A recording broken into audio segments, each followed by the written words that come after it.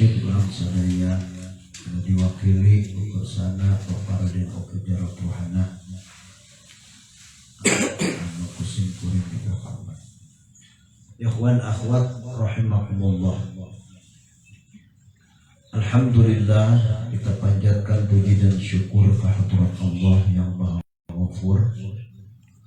Pada kesempatan yang berbahagia ini, kita sekalian dapat bersimpuh berkumpul di tempat yang mulia ini dalam rangka manakibnya Kanjeng Sultan Aulia Syekh Abdul Qadir Jilani, sekaligus dalam rangka acara memperingati diisrokan dan dimi'rajkannya junjungan kita Nabi besar Muhammad sallallahu alaihi wasallam. Dari itu rahmat dan salam semoga senantiasa tercurah limpah kepada baginda Nabi Muhammad sallallahu alaihi wasallam, keluarganya, sahabatnya, para tabi'in, juga tak lupa bagi kita sekalian selaku umatnya. Mudah-mudahan selamanya diberi rahmat dan keselamatan. Amin. Ya Allah ya Rabbal Alamin. Penyelenggara manakib Bapak Diamet, kita doakan semoga senantiasa istiqomah, dipanjangkan usia lahir dan batinnya, sekeluarga disehatkan, semua keluarganya lahir dan batinnya, dijauhkan dari berbagai malapetaka, bencana, ujian, cobaan dari Allah, dunianya dan akhiratnya, rumah tangganya sakinah mawaddah warahmah, dihasilkan semua maksud dan tujuannya. Ketika habis masa kontrak kelak, semoga terbawa kalimat thayyibah la ilaha illallah. Amin ya Allah ya Rabbal Alamin. Bapak dan Ibu, ikhwan akhwat rahimakumullah. Peristiwa Isra dan Mi'raj, peristiwa di mana Allah menghibur kepada junjungan kita Nabi besar Muhammad. Ketika itu Rasulullah sedang berduka. Tepatnya Rasul usia 50 tahun, di mana ditinggalkannya oleh pamannya tercinta yang sangat mendukung dakwah Rasulullah, Abu Thalib. Meninggal Abu Thalib, maka berdukalah, sedihlah Rasulullah, berkabung saat itu. Belum selesai pada tahun itu, ganti tahun pada saat itu, ketika Rasul usia 51 tahun, lalu ditinggalkannya oleh istri tercinta yang sangat mendukung sekali, bahkan habis hartanya pun tidak apa-apa, dikeruk dipakai dakwah Rasulullah SAW. Yakni ditinggalkan oleh Siti Khadijah Al-Kubra. Jadi bertubi-tubi Rasulullah mengalami kesedihan. Maka Allah menghiburlah terhadap junjungan kita dengan diperjalankannya dari Masjidil Haram ke Masjidil Aqsa, dari Masjidil Aqsa ke langit 1 sampai 7 rob mustawa Sidratil Muntaha. Itu memperlihatkan yang pertama, linuriyahu min ayatina, agar supaya Allah memperlihatkan kepada Nabi Muhammad dari berbagai ayat-ayat tanda kebesaran Allah, baik ayat Qur'aniyah yang ada dalam Quran sekalipun ayat kauniyah, diperlihatkanlah oleh Allah, terlihat oleh Rasul. Insya Allah terlihat, karena Allah menciptakan dalam diri kita, termasuk di dalam diri junjungan kita, ada 4 mata. Ada mata yang zahir ini, fungsinya linadri umuri dunyahu. Mata ini fungsinya untuk melihat urusan dunia, bisnis, ya, baik bisikan yang manis, sekalipun bisnis bisikan yang sinis, ya, usaha, ya. Mata ini termasuk ya mencari jodoh dengan mata ini kan. Nah, ya.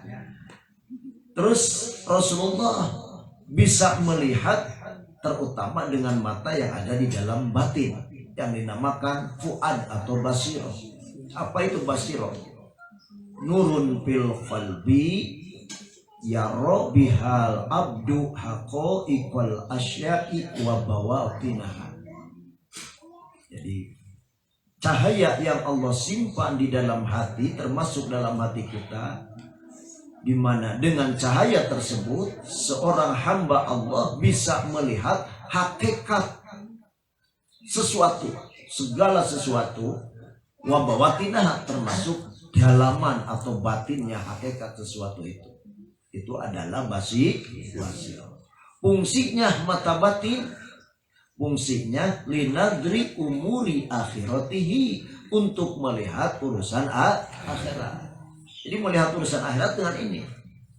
Rajinlah ke pengajian, rajinlah manakibnya, rajinlah khotamannya, rajinlah zikirnya, rajinlah bangun malamnya, rajinlah baca Qur'annya, rajinlah sedekahnya seperti pamit. Gitu kan? Ya. Itu melihatnya untuk melihat urusan mata ini. Terkadang mata ini tot gaca, molotot bisa maca. Tapi ini mah harus jalan. Ya, harus jalan. Sairul qalbi ila hadratir rabbi. Itu kalau dijelaskan di dalam syarah hikam, berjalannya hati menuju hadrat Allah.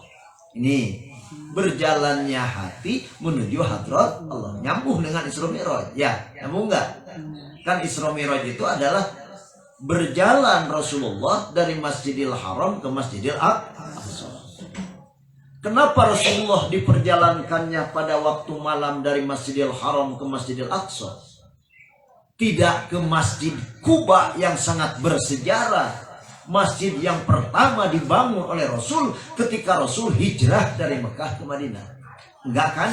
Nah, dan kenapa tidak ke Masjid Kiblatain? Itu juga bersejarah yang ada di Madinah. Jawabannya sangat sederhana, bahkan ilmiah. Yang pertama, Masjidil Aqsa itu adalah masjid yang di seputar sekitarnya dipenuhi dengan barokah Allah. Itu, ya. Jadi penuh dengan barokah Allah. Inginkah kita hidup diberi barokah? Tentu semuanya ingin punya barokah.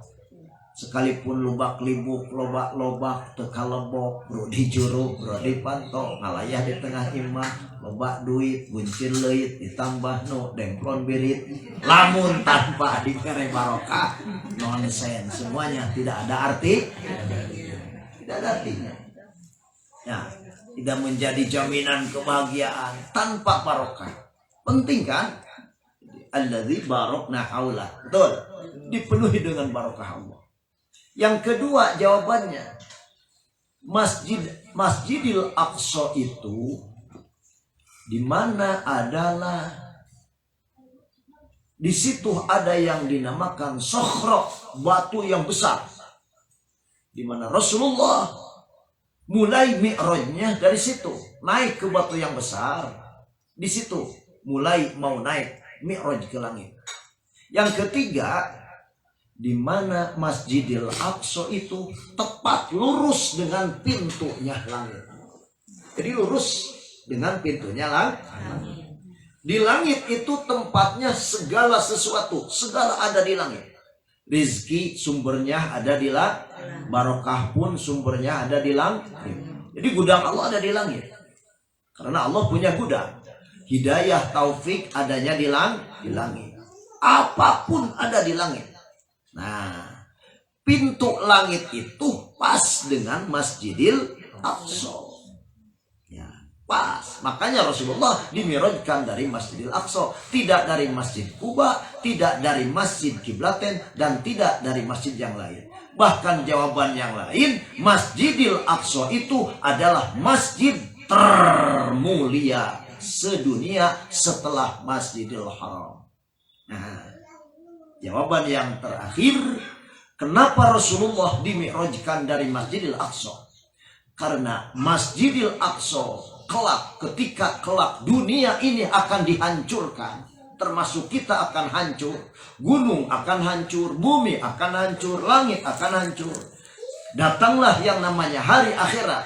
Di hari akhirat Allah akan mengadili semua amal perbuatan manusia selama dari mulai manusia dikontrak, dari mulai akil balik hingga menghembuskan napas terakhir. Di situ ada yang dinamakan mahsyar. Mahsyar itu isi makan. Ya, artinya tempat berkumpul. Tempat berkumpulnya manusia sedunia di area sekitar Masjidil Aqsa. Itu yang dijelaskan di dalam tafsir. Makanya Rasul dimi'rajkan dari Masjidil Aqsa. Bapak Ibu sekalian. Seterusnya hikmah dan diantaranya faidah Rasul diisrokan dan dimi'rajkan untuk memperlihatkan betapa tingginya Islam, betapa hebatnya Islam, betapa qualifiednya Islam. Kalau orang Amerika, katakanlah Bill Armstrong pernah ke bulan, Rasulullah lebih daripada ke bulan. Bulan di langit keempat, Rasul menembus ke langit ketujuh, kerap-kerap ke mustawa Sidratil Muntaha. Begitu hebat bahwa Islam pelopor ilmu teknologi, Islam pelopor ilmu pengetahuan populer, Islam pelopor diantaranya ekonomi, Islam pelopor politik, Islam pelopor sosial budaya, Islam pelopor segalanya. Itu ada dalam Islam. Islam agama yang up to date, Islam agama yang qualified, Islam bukan agama yang primitif terbelakang. Islam agama yang wafa'u masolihin fi kulli zamanin wa makanin. Islam itu agama yang memenuhi semua kemaslahatan, yang cocok di semua situasi dan kondisi. Itulah Islam. Berbicara teknologi, Al-Quran telah terlalu pagi. Ada dalam Al-Quran surat tentang ayat teknologi. Buka di dalam surah Ar-Rahman. Ya ma'syarul jinni wal insi in istata'tum an tanfudhu min aqtaris samawati wal ardi la tanfudhuna illa bisultan. Betul kan ya? Itu ayat yang berkaitan dengan teknologi. Wahai segerombolan jin dan manusia, seandainya kalian ingin menembus langit, boleh tembus langit. Boleh. Tapi la tanfuduna illa bisultan, kalian tidak boleh menembus langit kecuali illa bisultan, kecuali dengan ilmu pengetahuan teknologi. Sultan itu ilmu pengetahuan dan teknologi. Itulah Islam, pelopor iptek, ilmu pengetahuan dan teknologi. Bahkan umat Islam pelopor di bidang imtak, iman dan takwa. Jadi dipadukan, bagus kan? Ya teknologinya ilmu pengetahuan dan teknologinya urusan duniawi, ya imtaknya iman dan takwanya urusan akhiratnya. Jadi dipadukan, itulah Islam. Nah, Bapak Ibu sekalian, di mana kelak di akhir zaman, maka Islam yang merupakan hanya sekedar namanya belaka. La ya'tiyanna 'alan nasi zamanun la yabqa minal Islam illa ismu wala minal Qur'ani illa rasmu masajiduhum yawma idzin 'amiratun bil bina wa qulubuhum kharibatun 'anil huda. Ini ungkapan Rasul. Hadis yang diriwayatkan dari Sayyidina Ali karramallahu wajhah. Akan datang temenan kepada kalian wahai umat manusia satu zaman, di mana pada zaman tersebut Islam itu yang ada hanya sekedar nama belaka. Orang besar namanya di KTP pun agama Islam. Ari kalakuan Islam. Itu hanya namanya belaka. Ya. Wala minal Qur'an illa rasmu. Al-Quran pun apabila sudah datang zaman tersebut, Al-Quran yang ada cuma tulisannya belaka. Adapun dibaca tidak. Awas, jangan-jangan kita ini. Ya. Dipelajari tidak, diamalkan tidak, dihayati tidak, diterapkan dalam kehidupan keseharian tidak. Al-Quran cuma sekedar tulisannya na'udzubillahi min. Ini fenomena alam yang terjadi. Bahkan masajiduhum yawma idzin 'amiratun bil bina. Masjid-masjid di setiap daerah, di kota, di kampung, di desa. Oh, bangunan fisiknya pahebring-hebring, panecis-necis, pamewah-mewah. Adapun pengisinya, wa qulubuhum kharibatun anil huda. Jamaahnya si pengisinya, paling berjamaah juga sebarasa, paling gak sebarasiki. Nah, bahkan penduduk atau pengisinya kharibatun anil huda, hampa, hancur, kosong dari petunjuk Allah Subhanahu wa ta'ala. A'udzubillahi min. Ini fenomena alam yang terjadi. Ya akhwat sekalian, ketika Rasul menjalani peristiwa Isra dan Mi'raj, hingga Allah memberikan fasilitas, diantaranya 7 fasilitas terhadap Rasulullah. Yang pertama, Rasul dalam ungkapan hadis qudsi dijelaskan, wa qad takhadtuka habiba, kami Allah telah menjadikan kepada Anda Muhammad habiba, kekasih. Jadi Nabi Muhammad dijadikan kekasih Habib.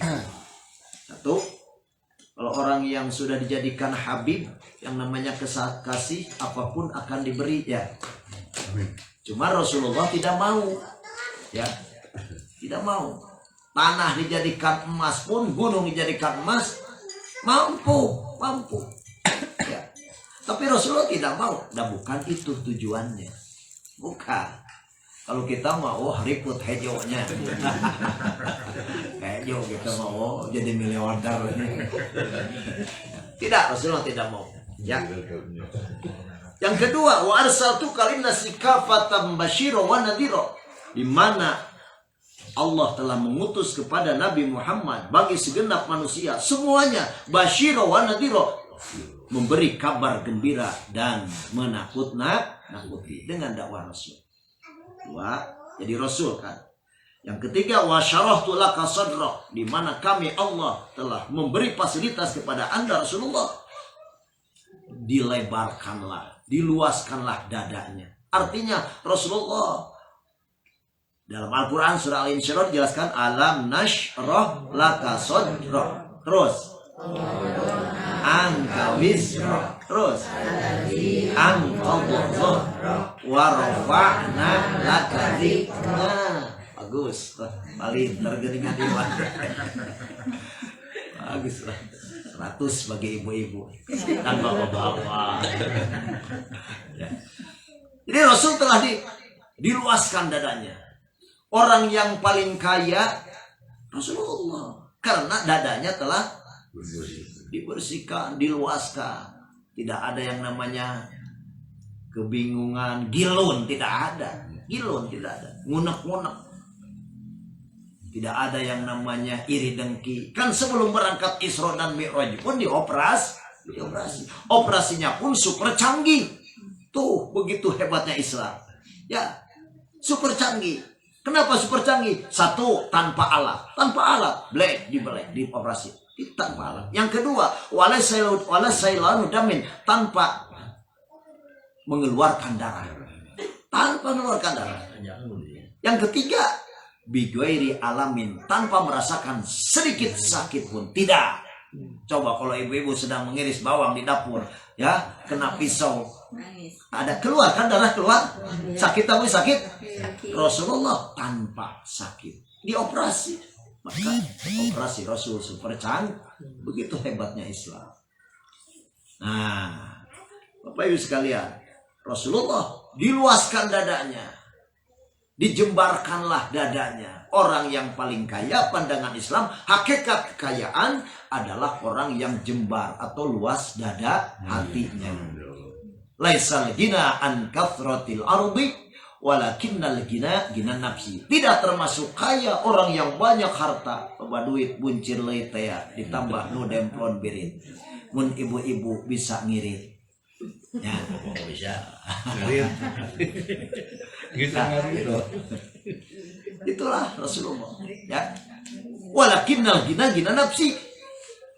Hakikat kekayaan orang yang kaya hatinya. Artinya jembar hatinya.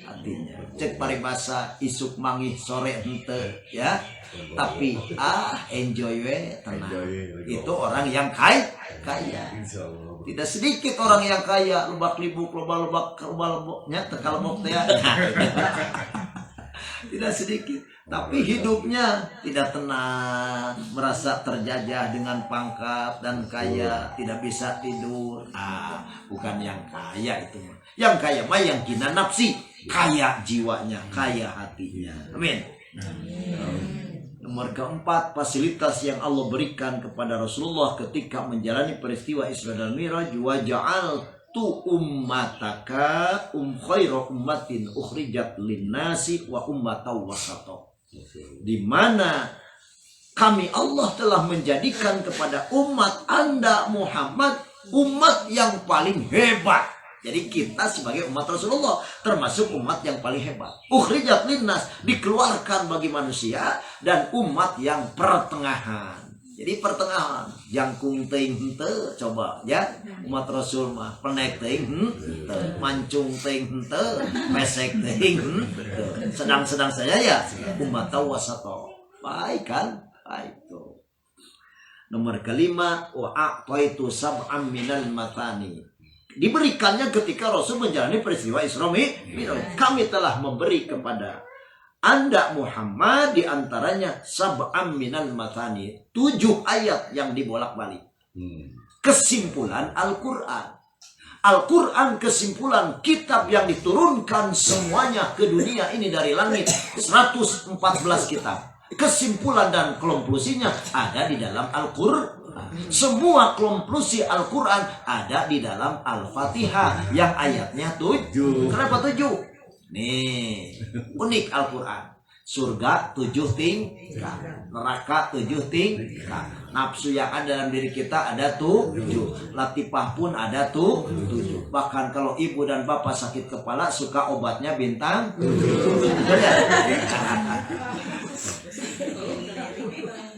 Bahkan ada huruf di dalam Al-Fatihah yang tidak dimuat 7. Dari huruf hijaiyah 28, dari mulai alif sampai iya, yang tidak dimuat ada 7. Coba cari dalam Fatihah fa. Tidak ada fa. Ya, fa, fi, su, tidak ada. Tidak ada fa, tidak ada. Pokoknya 7. Kenapa dirahasiakan?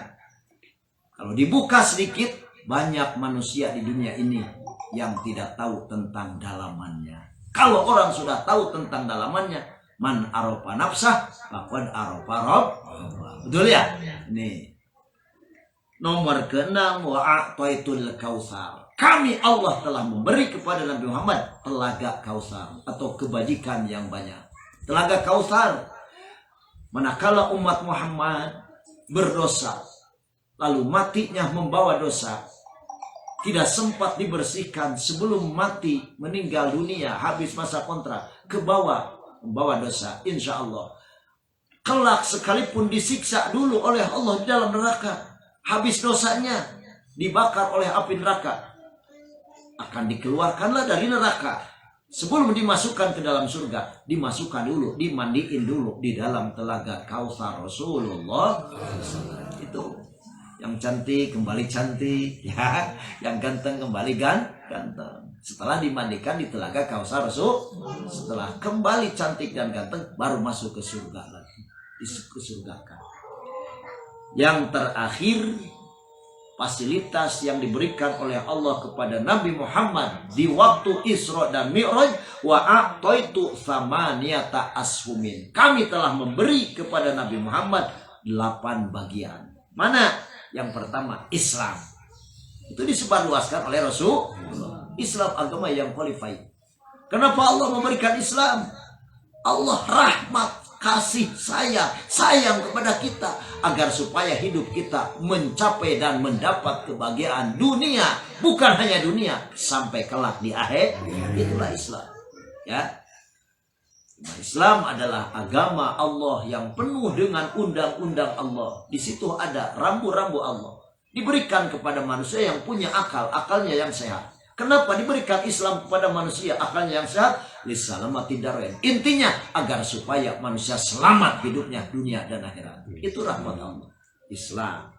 Harus bersyukur kita menjadi orang Islam. Yang kedua, hijrah. Pindahnya Rasul dari Mekah ke Madinah bukan semata pindah, tapi mengandung arti yang sangat banyak, hikmah yang mengandung arti. Jadi di samping keberhasilan di Mekah, lalu orang Madinah pun dibangun oleh Rasulullah hingga zaman sekarang. Lebih hebat kemajuan di Madinah daripada dibanding di Mekah. Hijrah itu penting. Kita pun dulu termasuk hijrah itu rukun Islam. Rukun Islam sekarang 5, tinggal 5. Dulu 6. Yang terakhir diantaranya hijrah. Tapi hijrahnya dirubah. Ya. Hijrah bagi kita mah diantaranya hijrah, menghijrahkan kelakuan yang buruk kepada kelakuan yang baik. Menghijrahkan dari lupa kepada ingat. Menghijrahkan dari diantaranya jauh dari Allah hingga jadi dekat kepada Allah. Itulah. Terus jihad, berjuang. Ya, perlu kita berjuang. Penting. Yang namanya hidup ini untuk berjuang, bukan berjuang untuk hidup. Harus mujahadah, istilah ahli tasawufnya. Orang yang rajin mujahadah pasti jaminan Allah akan mendapat petunjuk Allah. Inginkah kita ditunjukkan oleh Allah? Inginkah kita mendapat petunjuk Allah? Asal mujahadah dulu syaratnya. Mujahadah hoream ngalawan hoream ya.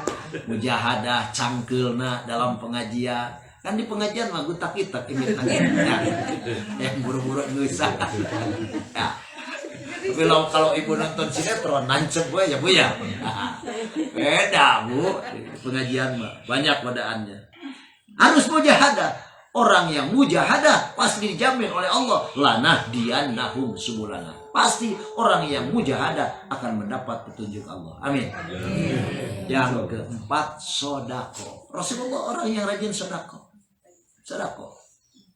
Minimal tidak punya harta ya dengan ilmu, tidak punya ilmu dengan tenaga, tidak punya tenaga cik atuh ku seri-seri jeung ikhwan teh papamit teh lain baketut juga tutut. Ya Bu ya, apa? Itu sodako. Tabassumuka fi wajhi akhika laka sodako. Senyum di kulum di wajah saudaramu termasuk saudara ikhwan itu sodako. Termasuk sodako. Siap ya? Dan kadeo lah sesering jalan sorak. Udah mang mentang-mentang sodako seseri di jalan sorak. Boleh kuningan insyaallah ya. Orang yang rajin sodako tidak akan bangkrut, payet bangkrut, tidak akan kurang hartanya. Bal yazdad sampai 3 kali ya, bertambah hartanya. Paham ya contohnya ya, semakin ditingkatkan oleh Allah. Amin. Yang kelima, sebentar lagi akan kita melakukannya shaumur Ramadan. Itu yang diberikan ketika Rasul menjalani peristiwa Isra dan Mi'raj. Yang keenam dan ketujuh, amar ma'ruf nahi mungkar. Jangan punya sakwa sangka bahwa amar ma'ruf nahi mungkar itu kewajiban mubalik atau ustaz. Ibu semuanya juga berkewajiban. Kita pun pribadi mukmin semuanya berkewajiban untuk amar ma'ruf nahi mungkar. Manakala di lingkungan kita melihat kemungkaran, harus digubah dengan kemampuan kita masing-masing. Para ulama ustaz mampunya dengan ini nasihat, ya dengan ini nasihat. Para pemerintah pejabat mampunya dengan berbuat, tangan, kemampuan, dengan jabatannya, dengan skillnya, tindakan dan lain sebagainya. Kita sebagai orang yang lemah, ya atau minimal di dalam hati tidak rela manakala di lingkungan kita ada yang namanya maksiat atau mungkar. Kalau rela dibiarkan, parah itu. Idza ra'au minkumun munkarun falam yughayyiruhu ammahumullahu bil iqab.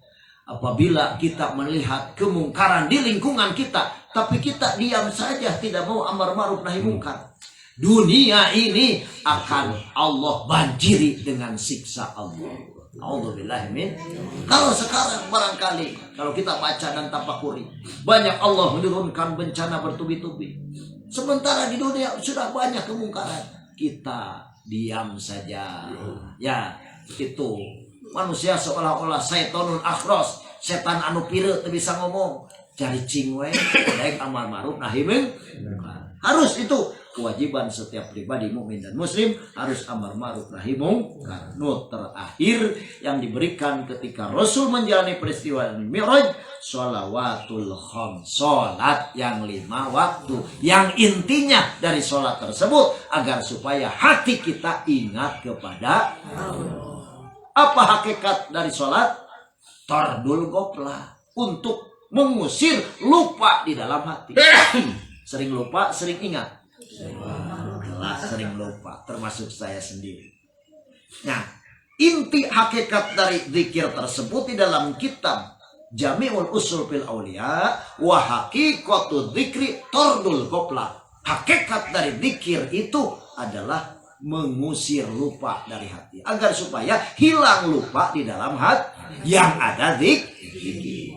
Kalau yang ada zikir di dalam hati, hilanglah lupa. Kalau yang ada di dalam hati lupa, hilanglah zikir. Kita upayakan, kita usahakan. Sekalipun putus, sambungkan lagi. Sekalipun lupa, ingatkan lagi. Itu alhamdulillah pentingnya kita ditalkin. Ya, penting. Jadi inti daripada Isra dan Mi'raj adalah manakala kita hatinya ingat kepada Allah, kita sedang Isra dan Mi'raj. Karena sholat itu intinya adalah zikir. Allah menegaskan dalam hadis kursi yang dimuat di dalam kitab Buyututur Rabbani, la sholata liman la mi'roja lahu indi. Tidak ada sholatnya bagi orang yang dengan sholat tidak mi'roj kepada kami. Sholat yang bagaimana yang bisa mi'roj? Sholat yang hatinya resonansi berzikir wusul kepada Allah, itu sholat yang mampu mi'raj kepada Allah. As-sholatu mi'rajul mu'minin. Sholat yang hatinya ingat kepada Allah adalah mi'rajnya orang-orang mukmin. Mudah-mudahan kita sekalian termasuk hamba Allah yang senantiasa Isra dan Mi'raj. Alatnya telah diberi. Kalau Rasulullah diberi buruk untuk kita mahdik zikir leleputan lelemengan diarah ke Joko enak dedeketan rejengan jeung Allah sapo enak. Itulah diantaranya hakikat inti faidah Isra dan Mi'raj. Alhamdulillah. Assalamualaikum warahmatullahi wabarakatuh.